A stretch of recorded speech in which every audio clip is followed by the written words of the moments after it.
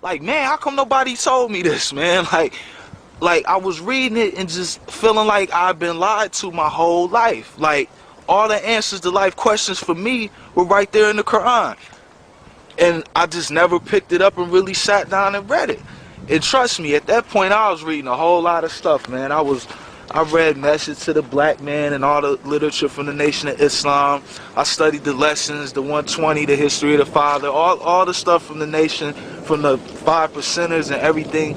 I was reading the stuff the Wahabians was putting out. I was reading about Buddhism, Judaism, everything. Jehovah's Witness, the different forms of Christianity, the different denominations or whatever.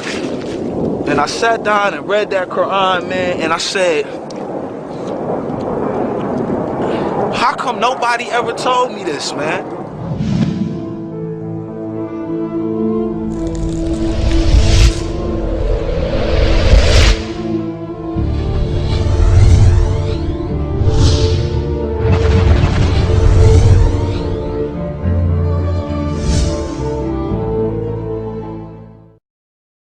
And then I remember thinking how dangerous the world is. Like, then I just had a different view about the world, because I had all these stereotypes and all these judgments and things about Muslims. You know, only thing I really knew about Muslims was that, you know, growing up in Detroit on the west side, was that they didn't want us around their women. You try to holler at one of their women, they was gonna knock you out. They always was up in the corner stores thinking we was finna steal something or rob the store. And some of them was cool and hung out and played basketball with us. That's pretty much the only thing I knew about Muslims. I really didn't know much about them, except for, you know, for what I could see directly. So it was just real interesting, man. And then I realized how dangerous the world was, because once I actually sat down and read this Quran, it just gave me like a new, like a totally different, just a totally different perspective, man. Like, when I finally looked at it, I was like, man, the world is dangerous, because they put all of this off on Muslims, and they inject all this poison into the media and into people's minds about Muslims, and it's nothing like that. I'm sitting here reading for myself, and I hadn't even took Shahada yet. I was reading the Quran, I hadn't even become Muslim, and I was just thinking like, man, the world is really a dangerous place, and the media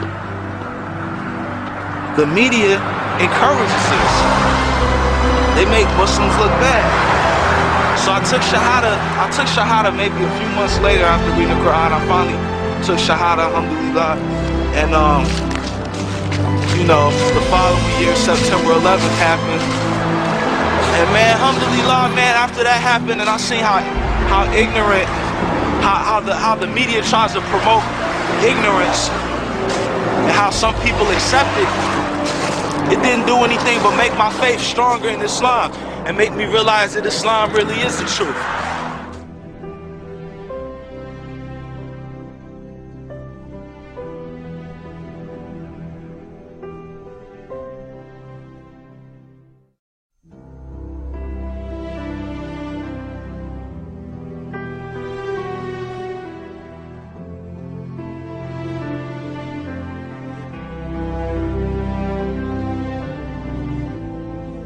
In a verse of the Quran, the fecundating characteristic of the winds and the formation of rain as a result are mentioned.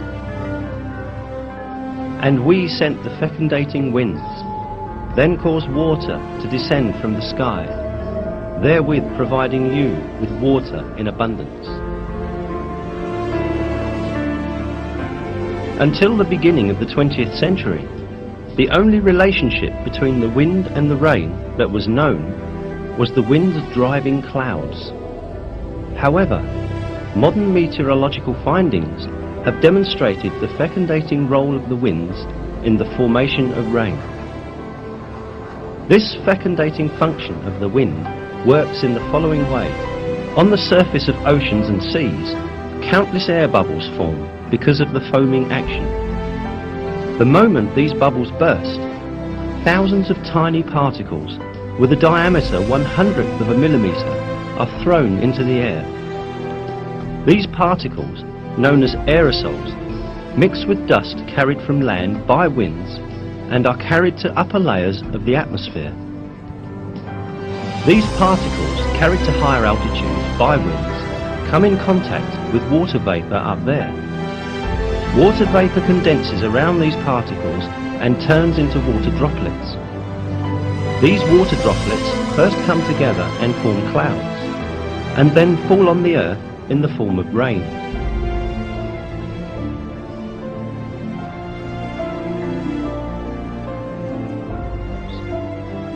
It is He who sends down water in due measure from the sky, by which we bring our dead land back to life. That is how you too will be raised from the dead.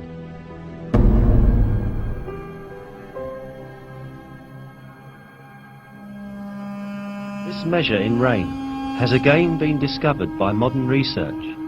It is estimated that in 1 second, approximately 16 million tons of water evaporate from the earth. This figure amounts to 513 trillion tons of water in 1 year.